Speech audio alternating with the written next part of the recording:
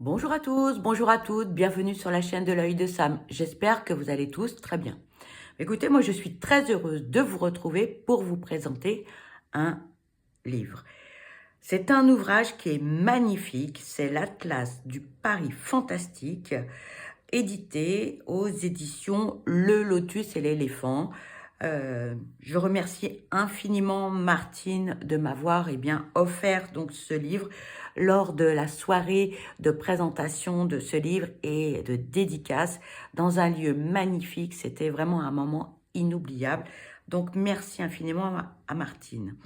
Cet atlas du Paris fantastique a été réalisé par Philippe Baudouin, qui a écrit ce livre, et Cyril Abad, qui a illustré ce magnifique atlas avec des photos, vous allez voir, qui sont sublimissimes. Ce livre est de toute beauté. Voilà, regardez un petit peu. Vous avez ici des reliefs. Cet atlas du Paris fantastique va vous permettre de découvrir 40 lieux secrets et mystérieux. Il est vraiment sublime, regardez, ouais, regardez ces pages, voilà. Hein. Nous avons donc tout est bleu et noir, voilà. On vous dit, en parallèle de son image mondiale de ville-lumière, Paris présente une face obscure et mystérieuse, grouillant d'activités occultes et de croyances extraordinaires. Ce Paris fantastique peuplé de magiciens, d'alchimistes et de sorciers suscite un intérêt croissant pour ceux qui cherchent à s'affranchir des itinéraires conventionnels et à explorer les recoins méconnus de la ville. En capturant visuellement ces expériences à travers des photographies troublantes et des textes intrigants, Cyril Abad et Philippe Baudouin nous invitent à réenchanter Paris à travers une promenade fantastique de 40 lieux secrets et mystérieux.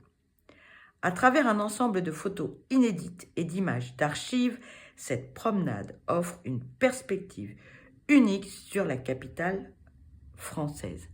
Vous l'avez compris, ce livre est pour tous ceux qui sont amoureux de Paris, curieux, qui ont envie de découvrir des lieux insolites, qui sont férus d'histoire, qui ont vraiment envie d'arpenter Paris d'une autre manière. Vous avez ici donc le plan de Paris avec les 40 lieux que vous allez pouvoir découvrir dans cet atlas. Alors, vous avez une préface et ici un sommaire où vous allez pouvoir retrouver ces 40 lieux. Vous avez le siège de l'Union Spirit de France, l'atelier d'Édouard Buguet, la chapelle de l'Humanité, le siège de l'ancien et mythique ordre des Rose-Croix.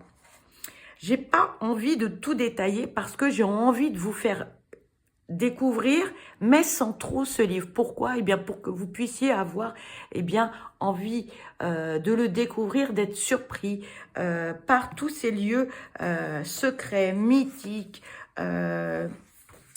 Et en même temps, vous allez voir que dans ce livre, vous n'allez pas découvrir que des lieux. Vous allez également découvrir des personnages qui sont liés à la vie de Paris. Et ça, c'est génial. Ici, on vous parle du siège de l'Union Spirit de France. Vous avez l'adresse, l'esprit d'outre-tombe. Et là, on vous parle d'un tas de choses. Entre les quartiers du Louvre et du Palais Royal, la discrète Union Spirit de France, l'USF, demeure une véritable institution fondée à l'origine en 1882. Chaque semaine, curieux et adeptes du spiritisme se retrouvent dans une salle psyché Allan Kardec pour assister à des conférences sur la survivance de l'âme après la mort, suivies d'expériences de médiumnité. Ici, on vous parle de la religion expérimentale, de la communauté des croyants. Bien sûr, on vous parle d'Allan Kardec. Les photos, sont de Cyril Abad. Vous voyez, c'est magnifique. Vous avez pour chaque lieu, eh bien, donc, des informations sublimes. Vraiment, moi, j'ai adoré ce livre. C'est magique, c'est fantastique. Ici, on vous parle de l'atelier d'Édouard Buguet, au 5 boulevard Montmartre, dans le 2e arrondissement. Le photographe des spectres. Dans le Montmartre de la Belle Époque, la boutique du photographe Édouard Buguet fut, durant quelques années, au centre de tous les regards. Ses clients, qui se comptaient alors par centaines, venaient prendre la pose, espérant ainsi obtenir sur les clichés réalisés l'image de leur cher disparu. Le commerce florissant du photographe des spectres remporta un vif succès jusqu'à ce que Buguet ne fut condamné pour escroquerie en 1875 lors d'un procès retentissant. Vous avez ici, eh bien donc, une photo d'archives avec Édouard Buguet. On vous parle de la chapelle de l'Humanité, au 5 rue Payenne, dans le 3e arrondissement. La religion positive. Ici, eh bien donc, vous avez la photo de la chapelle. Alors, ce qui est fantastique, lorsque vous allez arpenter Paris, c'est que derrière une petite porte, on ne peut pas soupçonner ce qu'il peut se cacher derrière. Et ça, c'est la surprise. Et donc, en arpentant les rues de Paris, eh bien, vous allez, avec cet atlas, découvrir, avec stupeur, surprise, vraiment des lieux magnifiques. Voici des photos de la chapelle. C'est un lieu sublime où la présentation de l'oracle, de l'Atlas a eu lieu. C'est un moment vraiment magique. Je ne connaissais pas ce lieu, c'était sublime. On vous parle également le siège de l'ancien et mythique ordre des Rose-Croix, qui se situe au 199 rue Saint-Martin à Paris dans le 3e. Société initiatique fondée en 1915 par l'écrivain américain Harvey Spencer Lewis. Regardez ces photos comme elles sont magnifiques.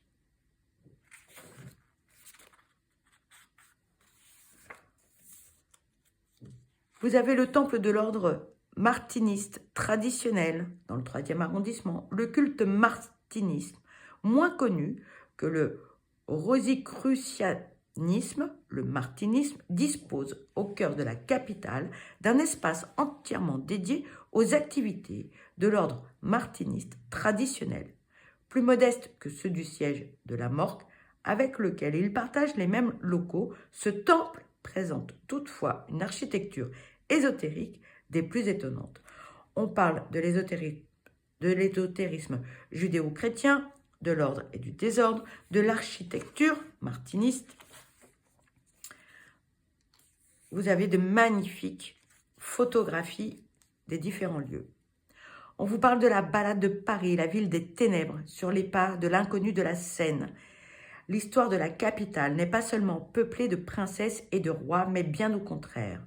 Paris a beau être l'une des métropoles internationales les plus importantes sur le plan politique, religieux et culturel, il n'en reste pas moins que son histoire a été forgée dans la douleur et dans le sang.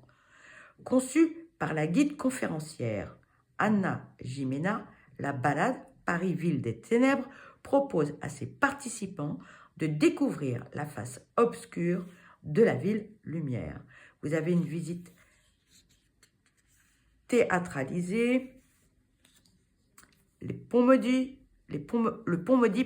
et l'inconnu de la Seine. Si le mystère entourant l'inconnu de la Seine semble avoir de beaux jours devant lui, son ombre, dit-on, rôderait encore dans les rues de Paris. Ici, une photographie du quai de l'horloge de Paris. Vous avez également la statue de la mort, la faucheuse des Cordeliers, se souvenir de notre finitude et de la honorer la vie, telle serait peut-être l'unique leçon à tirer de cette rencontre avec la faucheuse. Voici l'illustration, la photo, magnifique. Ce livre est sublime. Les dossiers surnaturels de Paul Vignon et de Pierre Barret, l'Institut catholique de Paris, bibliothèque de Felles. les archives du Christ. Livres anciens, estampes, photographies, les archives de l'Institut catholique de Paris regorgent de documents rares et précieux. Parmi les fonds de la bibliothèque de Felles, la plus ancienne des bibliothèques, se trouvent conservés les dossiers de Paul Vignon et de Pierre Barbet, deux éminents chercheurs qui étudièrent tour à tour le fameux linceul de Turin. On vous parle de la première photographie de crime, de la vaporographie. Oui. On parle du laboratoire des supplices, des reliques christiques, les photographies de rêves de l'Académie des sciences, des images de l'âme humaine. Et si la photographie était en mesure de révéler notre vie intérieure en donnant à voir nos sentiments, nos rêves et nos cauchemars. Louis d'Arget, commandant de son État, fut probablement le premier dans l'histoire à avoir révélé un tel défi. Plusieurs de ces clichés, accompagnés de lettres présentant sa méthode, sont aujourd'hui conservés parmi les archives de l'Académie des sciences. On vous parle du Parlement des savants, des trésors d'archives, des reliques étranges, de photographies de la pensée, de la sagesse cachée.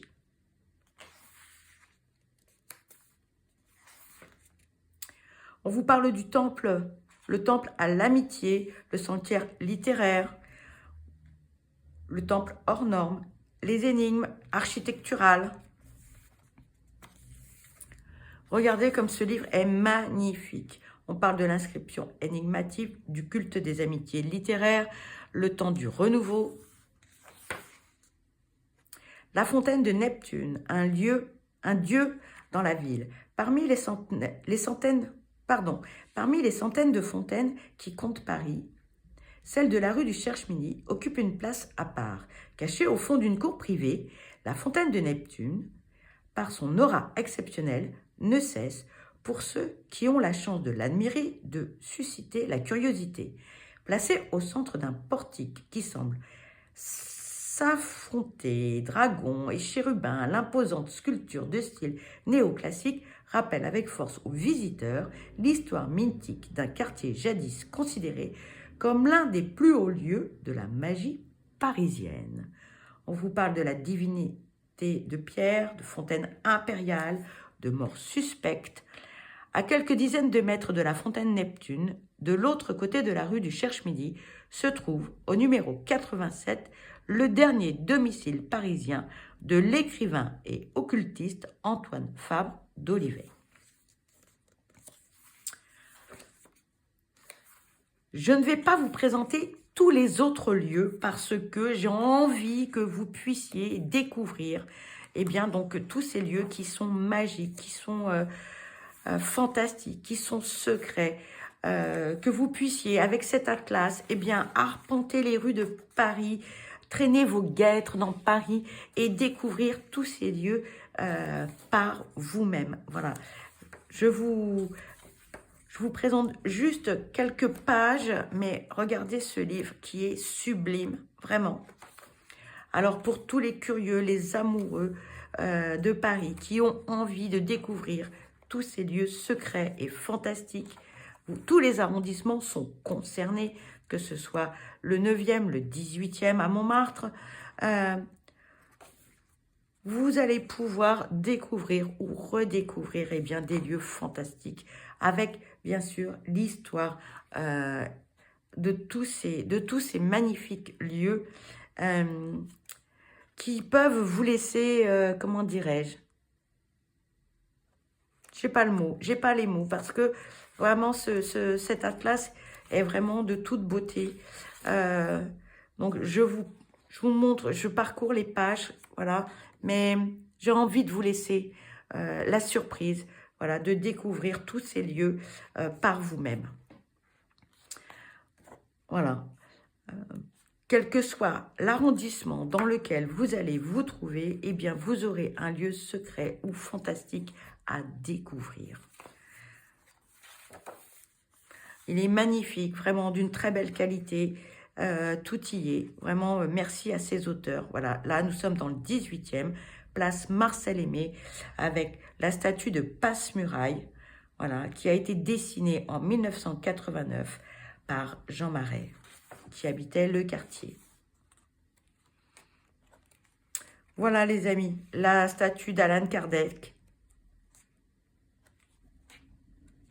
Je ne vous en dirai pas plus. J'ai envie que vous puissiez découvrir tout ce qu'il y a dans ce magnifique atlas et que vous puissiez aller dans Paris découvrir tous ces lieux magnifiques.